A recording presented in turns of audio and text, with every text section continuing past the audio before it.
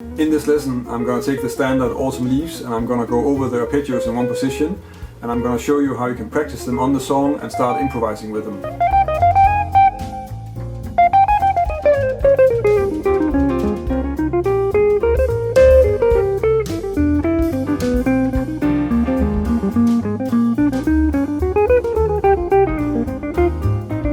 If you're a beginning jazz player, then Autumn Leaves is a great choice for one of the first standards you want to learn. It contains most of the diatonic chords found in a key, and it has the two of the very important cadences that you will find in a key, so the one to the major tonic and one to the minor tonic. And it's also very common, so if you know it, you can play with other people on jam sessions. Autumn Leaves is often done in two different keys. So in this case I'm going to go over it in G minor, because that's the most common key if you listen to recordings. But in the old real book it's also printed in E minor, which is also sometimes used, but I'm going to stick with the G minor one for this lesson. Probably one of the first things you want to do if you want to learn a standard is to try and learn the melody. I'm not going to go over it in this lesson because I'm going to stick with the harmony and the arpeggios just to keep it a bit shorter, but that might be one of the first things you want to do, because then you have something to lean on when you want to keep the form, when you want to know where you are, and something that you can really hear the harmony against.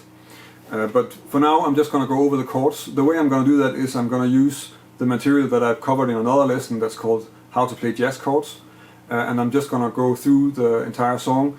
What you need to notice with Autumn Leaves is that the most occurring cadences in it are actually a cadence to B flat major and one to G minor.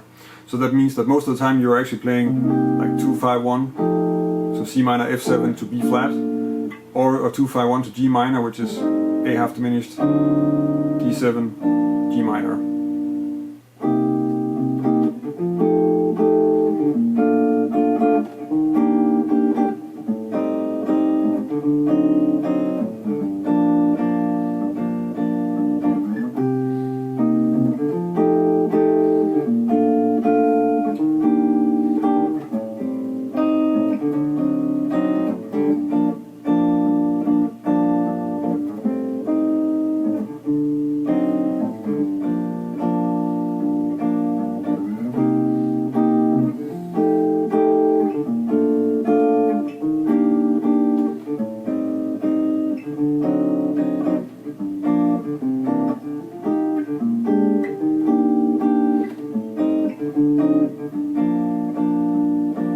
Most of the examples that I'm going to use in this lesson are going to be a whole chorus, and that means that if I play them slowly they're going to be very long. So I'm playing them a little bit faster, and it can be that you might want to go back and take them one more time just to make sure that you can follow them if you find it difficult to follow. I'm not really sure. I think it's fairly clear actually, but that will be one way to sort of deal with that. So as we can see in the chords that I just played, each line of the song will start with a cadence.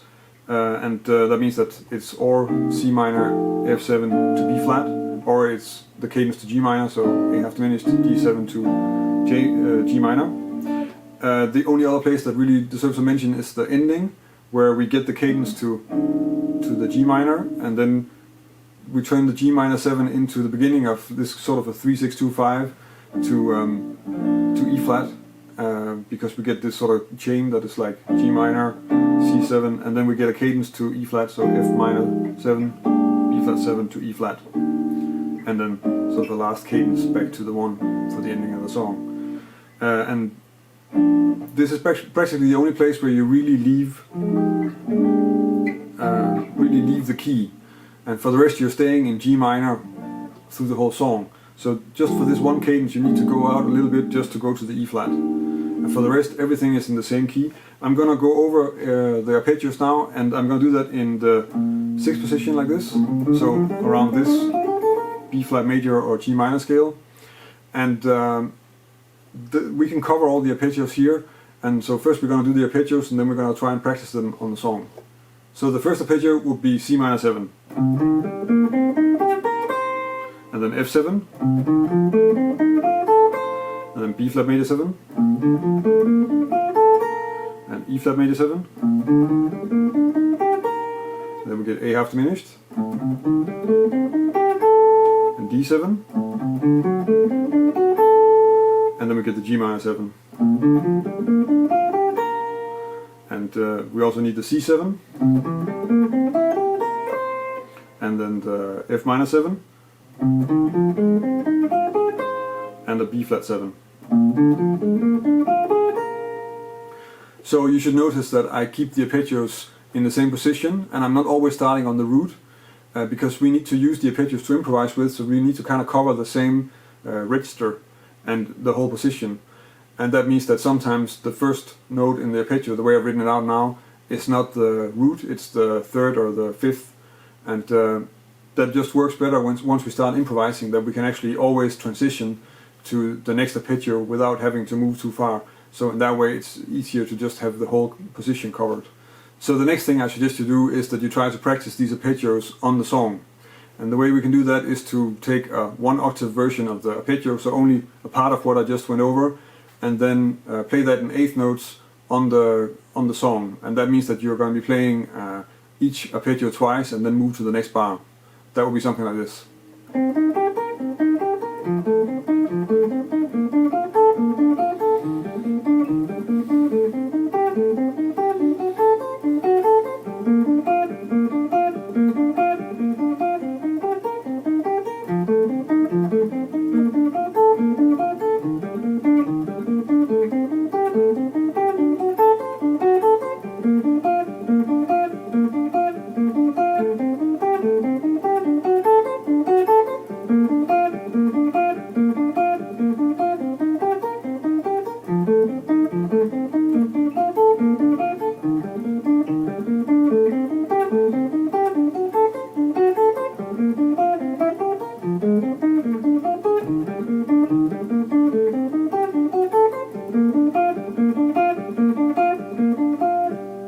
The next thing we can do is an exercise that's going to try to connect the arpeggios across the song. The reason why I want to do that is that it's going to help you open up how you can see the different arpeggios move into each other, and how you can help yourself learning to think ahead and have an overview of what is going on and how you logically go to the next arpeggio or the next chord in the song. So the idea is that you start playing an arpeggio and then you switch to the closest note when the chord changes. So on the bar, you switch to the closest note in the next arpeggio. So if I do that just slowly, just to explain how that works for the first one, so I start on C, on the C minor. So I'm going up and I'm here on the B flat, and I need to move to the F7, so the closest note is going to be, well, you can kind of choose, you could go down to an A or you can go up to a C, so let's go up to the C, which is the fifth in F7. And then I move to the B flat, E flat, which is here the seventh then, and then A on the A half diminished, up to the A on the D7. So this way of practicing, and you want to try and start on different notes and just work through it slowly, but make sure you're just playing 8 notes and that you keep track of how many notes you played so that you know when to change. And once you can do it, maybe the first times, like do it in kind of rubato like I'm doing it now, and then start working towards playing in time. It's a very useful exercise.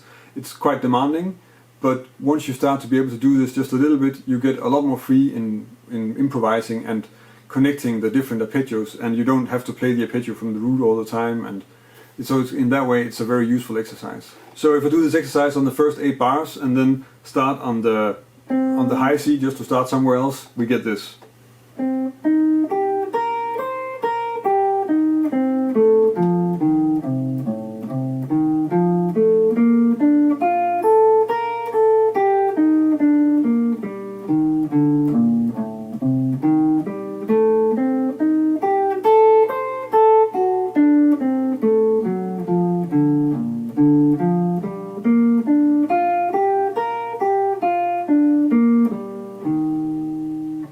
And then I'm back on the C minor.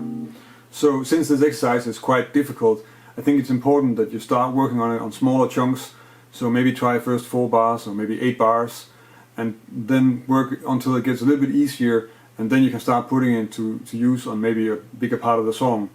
I think it's not important that you actually know how to do this on the entire song without messing it up, but I think it is important that you can do it on each of the cadences and small parts of the song, and just work on it. It's a good way to get really into just each of these cadences. So for that reason I think it's a very important thing to check out. Now that you know the arpeggios and you're starting to get a little bit more free and don't have to start on the root all the time, and just a little bit more flexible with how you use them, we can start looking at how you improvise with them. And the way I suggest you work on this is actually to sort of take a step back and then first figure out what are the notes you want to hit for each of the chords. So these are the target notes, something that I also made another lesson on that I'll link to in the description. The idea with the target note is that you choose a note that if you play that, you can kind of clearly hear that where you are in the song, what the chord is, and also it has to be something that's really connected to the chord. That's of course not so difficult when you're working with arpeggios because they are all the chord notes anyway, but there are still some notes that are going to be stronger than other ones. In general, when you choose target notes, it's easier to use the third and the fifth as target note because they tend to melodically work better.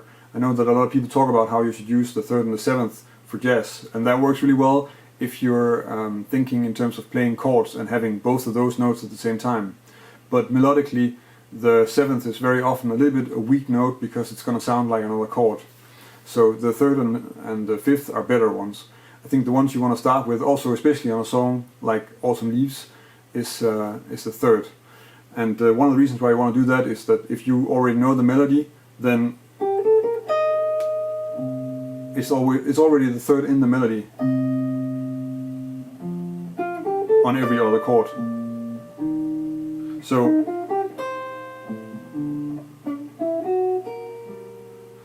in that way you're sort of connecting both to the harmony and also to the melody, and that can be very useful in just hearing where you are and sort of in what you play.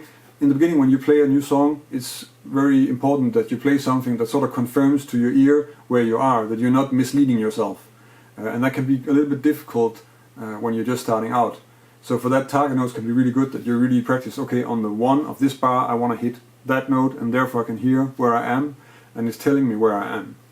And it's confirming to my ear and my sense of period that I'm in that bar at that time. This is very useful when you're starting out. You can always open it up later. So the thirds of all the chords would be this.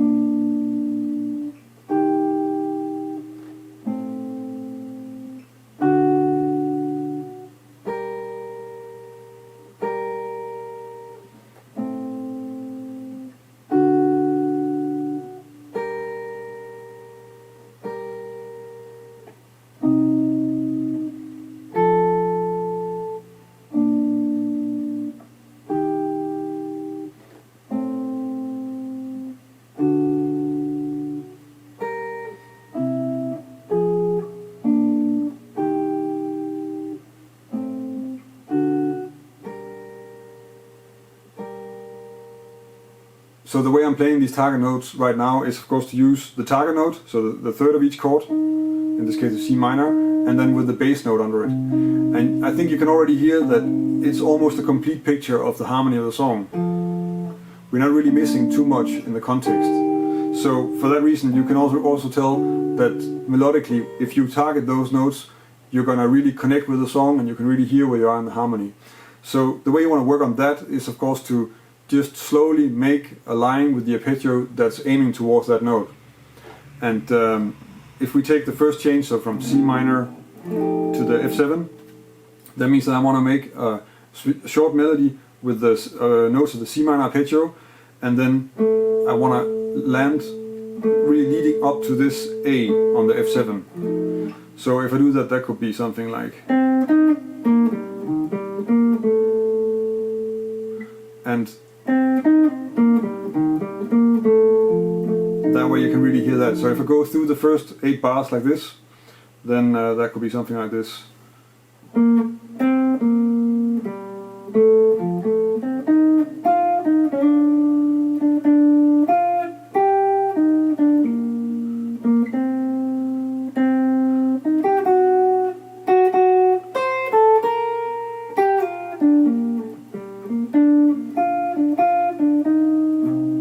And So you can hear kind of how when I'm playing like this, everything is really clear, and you can hear the chords change, and you're really connected to how the song is flowing. And this is something that's quite important when you're playing jazz, because you want to really log in with the changes and be able to really follow the changes and spell out the sound of the chords. And it's also something that's going to help you once you want to use more extensions and more richer sound with more alterations or maybe surprising extensions. That was a short overview of the arpeggios of Autumn Leaves in this sixth position, and I hope you can use it to get better at playing over Autumn Leaves, of course, but also just to get a step further in playing changes and getting more comfortable really following the chord progression that you're playing over. I think this idea of target notes and working with arpeggios like this is really one of the best approaches to really clearly spell out changes and really connect to the song that you're playing on. So that's one of the first things I would say you check out if you want to start playing jazz.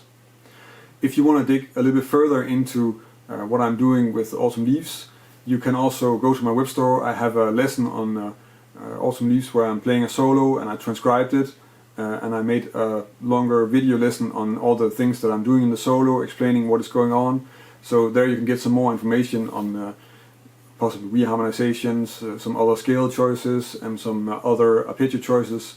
So just to get more information on what you can do with the song once you have this under control. If this is the first time you see one of my lessons, then you can of course subscribe to my channel. I publish a new YouTube lesson every Thursday, and I've been doing this for quite some time already. If you want to download a PDF of the examples that I went over in this lesson, you can go to my website. There's a PDF download in the article that accompanies this lesson, and that way you can download that and check out the exercises away from the video. If you have any suggestions for topics or any comments on what I'm doing in the lesson and something you want to see more on, or something that you don't completely understand, then leave a comment on the video. I try to get back to everybody, and you can also get in touch with me on social media. I'm on Facebook and Twitter and Instagram and Google+. So connect with me there and let me know if you have any questions, or especially if you have ideas for something you want to see a lesson on. Another thing you can do is also check out my Q&A videos. I'm trying to make at least semi-regular Q&A videos, and I try to answer whatever questions you guys can come up with, but you need to answer them. You need to ask the questions on the Q&A videos, so I know that that's the intention. That's about it for this week. Thank you for watching, and until next week.